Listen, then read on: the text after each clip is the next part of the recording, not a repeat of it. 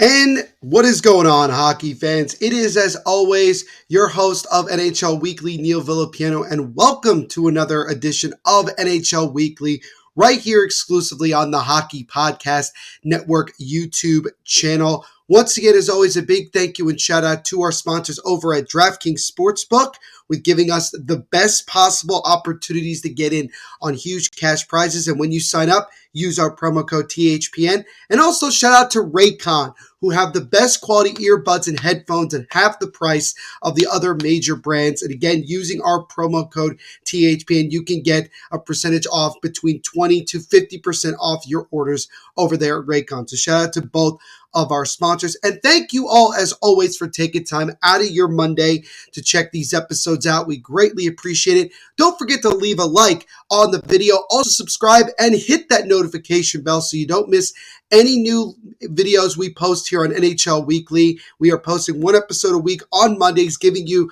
the best up-to-date news of what's going around the National Hockey League. And as always, we have a lot to talk about. And as you can tell from the title of this episode, the Chicago Blackhawks, who last night lost 4-2 at home to the New Jersey Devils, they had I think they had a players only meeting to basically have a heart to heart with everybody, talking about what they need to do in order to get better.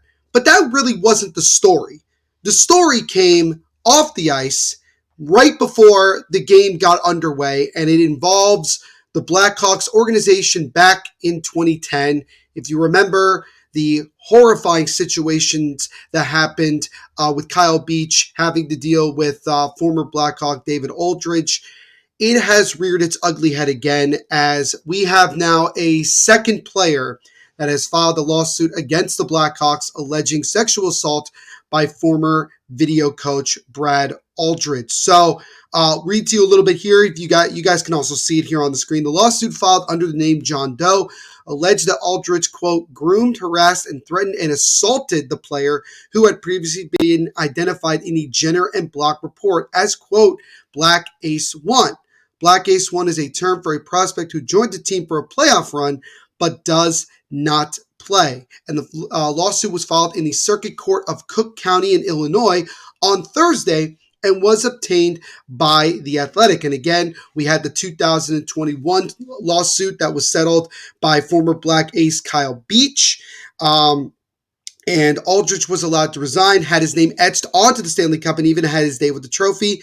Aldridge pled guilty in 2013 to criminal sexual conduct with a 16-year-old high school hockey player he coached in Michigan. He served 9 months in jail and had to register as a sex offender. Doe's lawsuit mirrors that of Beach's, claiming that Aldridge used his influence as a conduit to the coaching staff to exert power over the player. There's a lot of horrible stuff. Explicit text messages, came from behind and basically groomed him. And Doe actually did speak to the Jenner and Block investigators for the team commission report back in 2021, but the report stated that Black Ace 1 vehemently denied to them in writing and during his interview that he had any direct sexual encounters with Aldridge, though the Chicago-based law firm of Romanucci and Blandon, which filed the suit on Thursday, told the Chicago Tribune that many victims don't understand what constitutes sexual assault until well after the fact. Doe also said he was called by a former Blackhawks player who called him a you guys could probably take a good guess as to what that word is, and asked if he liked that, quote unquote, or what, around 2014. So, yeah, the Blackhawks organization again is under major scrutiny. Now, with that being said, the original owner, who unfortunately Rocky Wirtz passed away, Bowman, who is no longer the GM of the Blackhawks, and Joel Quenneville, none of these guys are in the organization anymore. Kevin Cheveldayoff as well. None of these guys are here. So the organization now is obviously going through this difficulty, knowing that the guys that were there and that were involved in what happened are not there anymore. So nobody should be criticizing the organization right now. Honestly, if you're a Blackhawks fan, you have a lot to be excited about with with Connor Bedard and the way, Davidson has built this team up until this point, and also, different guys like Vlasic as well, playing really well. There's a lot to be excited about with this young Blackhawks team, and it's going to take them a couple of years before they really, start to contend and are really going to create this new exciting era of Blackhawks hockey. But before they can do that, they have to unfortunately deal with a second lawsuit in the last 2 years that involves a former player being, quote, sexually assaulted by David Aldridge. Obviously, we're going to get more information as the weeks and months go by. We'll see how things transpire. It'll be very interesting to see what type of punishments end up happening in terms of, everything like that. But the one thing that is interesting is that both Bowman and Quenneville have been getting close to being reinstated into the National Hockey League. Now that a second lawsuit is coming up, I think if they had any chance, I think now is definitely going to be revoked. And that, unfortunately, is what's going to happen. And I can't stress this enough that we are very fortunate to now be in a world where people are feeling more and more safe and more comfortable to call out people for doing these unbelievably disgusting things that have happened. I did an episode. I also, in case you didn't know, I covered the New Jersey Devils here on THPN with the podcast, The Devil's State of Mind podcast, which you guys can go check out as well. Would love to have you guys subscribe to that. I did an episode talking squarely about the Blackhawks situation with Kyle Beach the first time. I would highly recommend you go take a listen to that episode, because a lot of what I felt then is still how I feel now. That this is horrible, that the Blackhawks during that time did absolutely nothing at all to stop this. And they just continued to brush it aside while the Blackhawks were winning that Stanley Cup. And while everybody was out there celebrating what was a great accomplishment, there were players who were being forced to keep quiet about being violated physically by this person, David Aldridge. And if you could even call him a person, it is incredibly, incredibly awful that there was a second player now. And I worry about, are there more out there who have yet to feel comfortable speaking out? I don't know. We may never know. But the bottom line is that this needs to stop. This needs to be, the NHL needs to do something about this, to send a message to everybody that this type of behavior is unacceptable, not just in hockey, but in our society as a whole. This happens all the time on a day-to-day basis in our entire nation, and it needs to be stopped. There are people out there that want to do horrible things to other people, and this needs to stop. And I'm glad that this other Black Ace player decided to come out and file a lawsuit and speak their mind about it. We may never know who that person is. Obviously, we know Kyle Beach, and I'm sure Kyle knows information about this. Maybe he doesn't, but I'm sure Kyle Beach, in a way, feels better that he knows he's not alone and that he's not the only one. And if you remember that interview he did, that video interview, he was crying. It really ruined him in so many ways, and it's still taking him a long time to recover from that. And Lord knows how difficult it is for this other player as well to relive those horrible, horrible acts. And David Aldridge, that man should be thrown in jail, honestly, for the rest of his life. I'm just being very honest that this ends up being, true, and all the facts are on the ground. I mean, this man does not deserve to live his life like normal, like nothing happened. He needs to be punished. Other people within the Hawks organization that were there need to be punished. I mean, if you think about it, Cheveldayoff, he knew about it, didn't do anything about it, and he's still the GM of the Winnipeg Jets. Bowman and Quenneville got to be in their positions for many more years without anyone knowing about this, and finally they were, somewhat punished for it, but now they may have a chance to come back into the NHL. But I think if this lawsuit sticks, and there's evidence, again, you can't reinstate these people. It'll look bad on your. It will completely contradict what you're trying to do in trying to prevent these type of horrible acts from ever happening again. So we will see what happens moving forward. I'm completely disgusted and horrified that this happened to multiple players and the Blackhawks didn't do a damn thing. Shame on the Blackhawks organization, the people that were there, not the people that are there now, but the people that were there when this happened. Shame on them for allowing that to happen to multiple people. And I hope that justice can be served. And, we'll continue to follow the story as it progresses.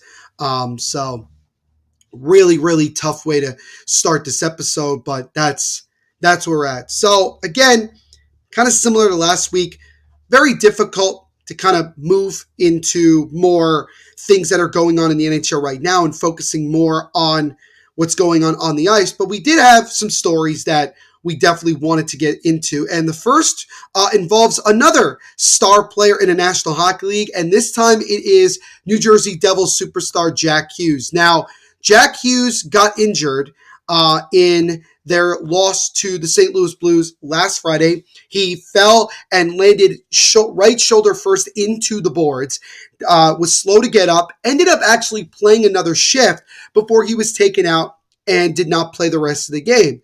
Now, he did travel with the team supposedly to Chicago, but since then has gone back to New Jersey. And the original thought was it was either going to be a concussion or something that involves a shoulder. Now, Jack Hughes suffered a shoulder injury last year in the playoffs against the Hurricanes, and he had to get that reworked. And so, you're hoping that it's not the same situation here, but we did finally get some information about Sunday evening around 5 o'clock. The Devils announced that Jack Hughes would be out week to week with an upper body injury. And again, he left in the first period after crashing into the end boards against the Blues on Friday. He is week to week because of an upper body injury he sustained, and he crashed shoulder first into the end boards, split through defenders, carried the puck into the slot before taking a shot, and was stopped by Jordan Binnington. And again, Lindy Ruff actually spoke when he spoke to the media prior to their game on Sunday, yesterday against the Blackhawks. Says, actually, I think we're fortunate. He came back, he tried to shift, and we got him on his way home to be taken care of by the people back in New Jersey. And this sucks because Jack Hughes is having an unbelievable year so far. 20 points, 5 goals, 15 assists, still currently tied for the NHL lead with Elias Pettersson of the Vancouver Canucks, who has 6 goals, 14 assists in 11 games. And it's tough. It's tough as the Devils now are currently without their top 2 centers in Jack Hughes and also Nico Hischier. They were able to win last night in their first game without both of them, a 4-2 win over the Blackhawks, and they'll get ready for tomorrow night's game, nationally televised game on TNT against the Colorado Avalanche. Nico Hischier is still out with an upper body injury that he sustained Friday before, not this past Friday, but the Friday before that in their win against the Buffalo Sabres. He did not travel with the team. So, we'll see. We'll see when both of these guys are able to get back. Now, it should be noted that Elliot Friedman, on his recent 32 Thoughts podcast episode, he believes that he thinks that it is a shoulder injury. And again, that the Devils do not have to deal with they avoided worst case scenario, which is great. For any Devils fan, including myself, it's great. So now we'll just see. We'll see how long it takes for him to get back. He was out week to week last year with an upper body injury and only missed 4 games. The Devils play all of 4 games over these next 2 weeks, so they'll have a lot of time off, which is good because it'll give Jack opportunity to get back, not missing too many games. Same thing with Nico Hischier. So we shall see. But definitely a big blow to the Devils, but their depth certainly showed last night in their win over Chicago. And now we'll see. They sit currently 7-3-1, still good for third place in the Metro. Everything seems to continue to, be playing good hockey. And so they'll look to try to finish their road trip with 3 wins out of 4 when they take on the Avalanche tomorrow in the second of the 2 games nationally televised on TNT.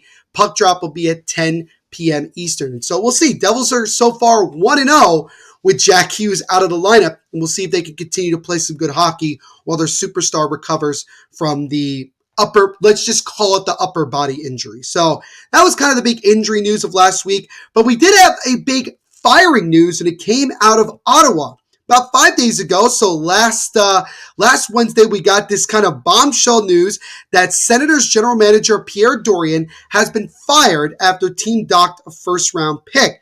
Pierre Dorion has resigned, although I like to say that he was basically given a choice. Either they were going to fire him or they forced him to resign. Been relieved of his duties as GM of the Ottawa Senators. President of Hockey Operations Steve Sales will take over as interim GM. He announced his departure after 8 up and down years as the GM of the Senators during a Wednesday news conference featuring new owner Michael Andlauer, who purchased the team last spring, and Sales.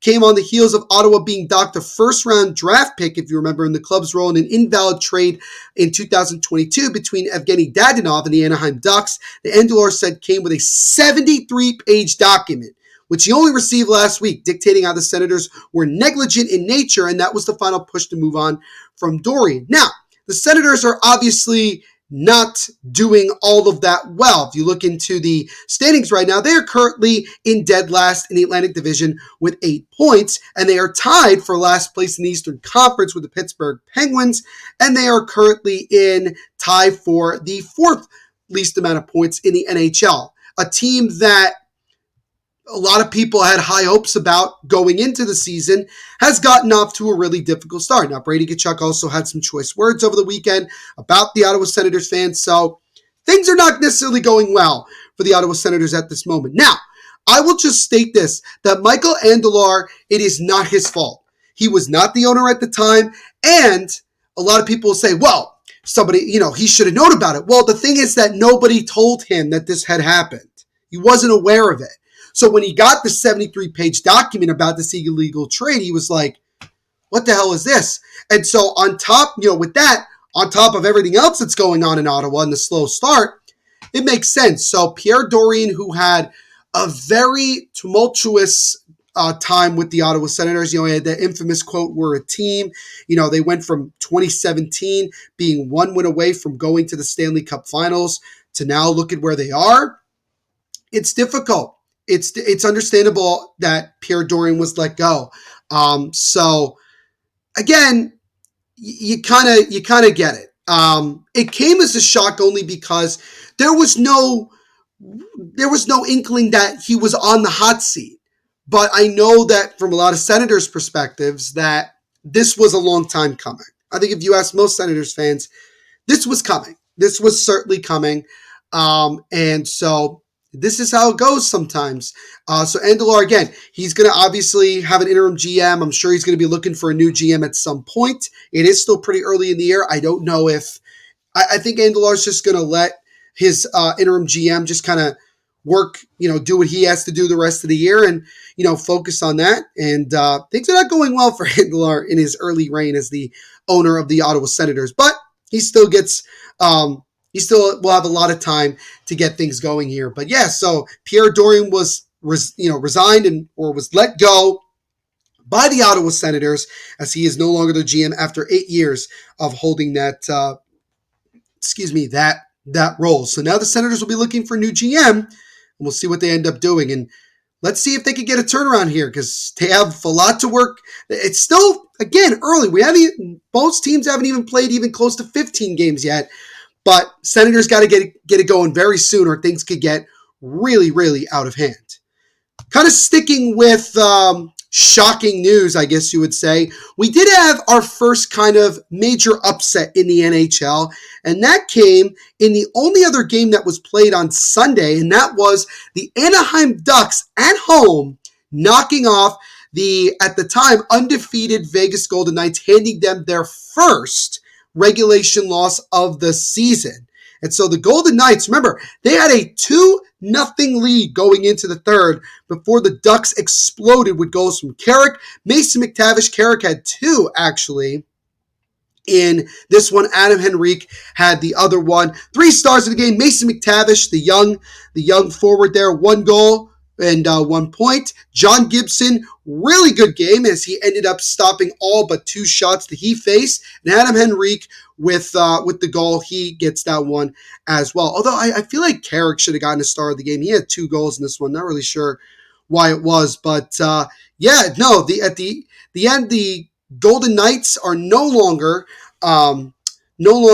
undefeated. I know that they did lose a game in shootout / overtime, but still, they finally were handed their first regulation defeat. They are currently now 11-1-1, 23 points, which they hold a pretty substantial lead over the rest of the NHL in terms of number 1 overall in the National Hockey League. But a great win. And I remember Shayna Goldman of The Athletic, she tweeted this out last night, and I totally agree, that if you make that type of comeback against the best team in the NHL, whatever jersey you're wearing at home, that's what you need to wear moving forward. As you can see from the thumbnail here, that the Ducks wore their their alternate Anaheim Mighty Ducks jerseys.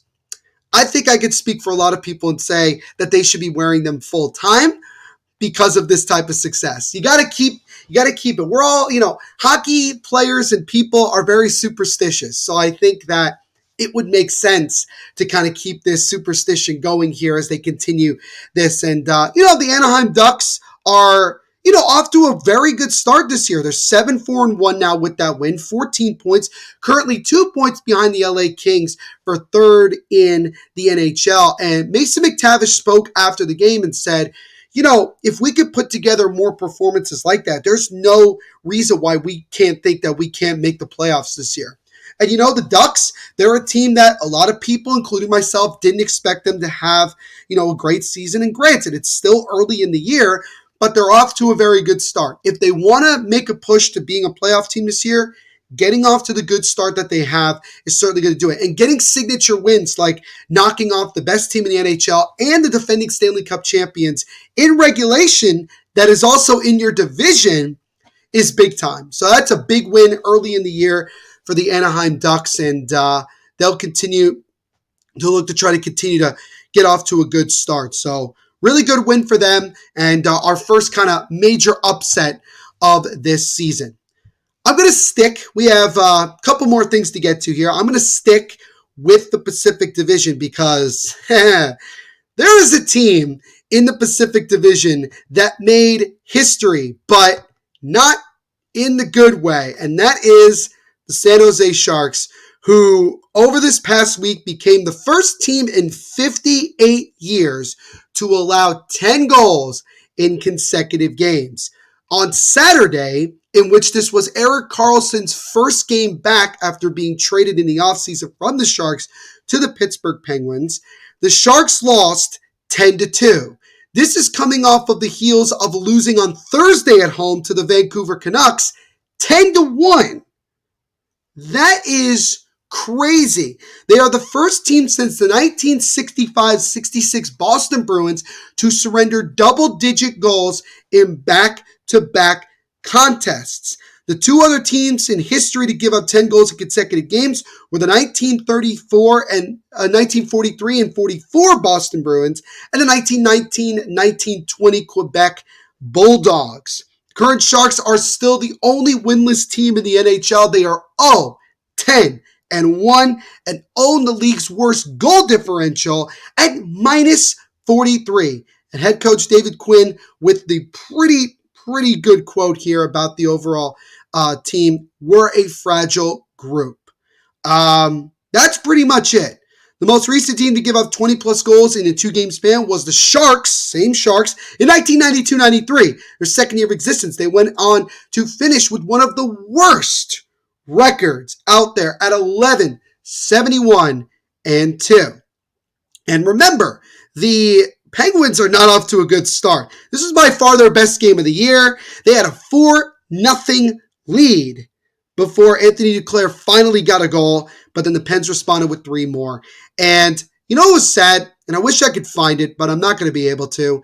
There was a kid at the game against the Penguins that had a sign that said it was his first ever Sharks game. And I feel so bad for that kid. That's borderline child abuse. Jokingly, obviously. But yeah, For the Sharks to go from where they were the past 20 years of being ultra competitive, constantly making deep runs in the playoffs, but something always going wrong that prevented them from winning that elusive Stanley Cup, to go from that to now being arguably the worst team potentially in NHL history if all things continue to go the way that they are, it's somewhat reasonable to think that the Sharks it's going to be a long time before they win a game. And they have a lot of guys that are probably going to get dealt at the deadline. They're going to try to get picks. Mike Grier has a lot of work to do in San Jose. This is a Sharks team that has a lot of bad contracts still in Marc-Edouard Vlasic, Logan Couture, Tomas Hertl. They made the big deal last year trading Timo Meier to the New Jersey Devils. They traded Erik Karlsson in the offseason. They are trying to get rid of their contracts, trying to get draft picks, and legitimately rebuild. And I think for Sharks fans, it's fair to say that it's going to take a long time before things really get better. They do have some young pieces, but they still have a lot of work to do.